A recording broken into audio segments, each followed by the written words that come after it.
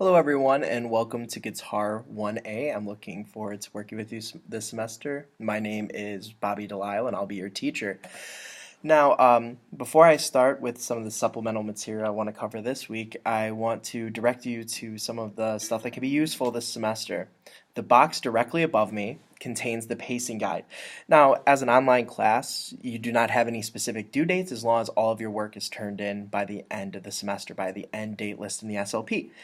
However, guitar works best when you pace yourself and you practice each skill. Each skill builds upon the one that came before it. So for example, if you try to learn all the material in 1 week, you may have a difficult time because you haven't mastered the earlier skills. So I recommend that you pace yourself. Now you don't have to follow the pacing guide.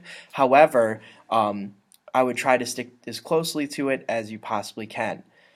Now, in this box, I'm going to each week post some supplemental material. I'll cover specific guitarists that I think are noteworthy that the class doesn't necessarily cover, and I'll give you some little tips and tricks and things like that that I feel like could help your time in this class.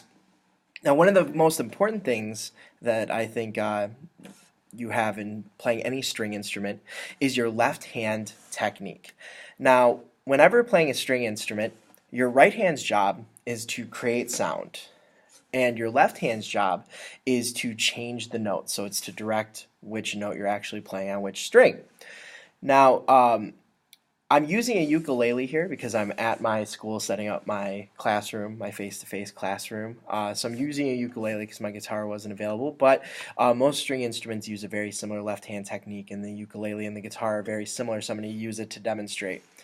Now, when playing with the left hand, many people's first instinct is to put their thumb on the side of the neck, just like you would do with a violin.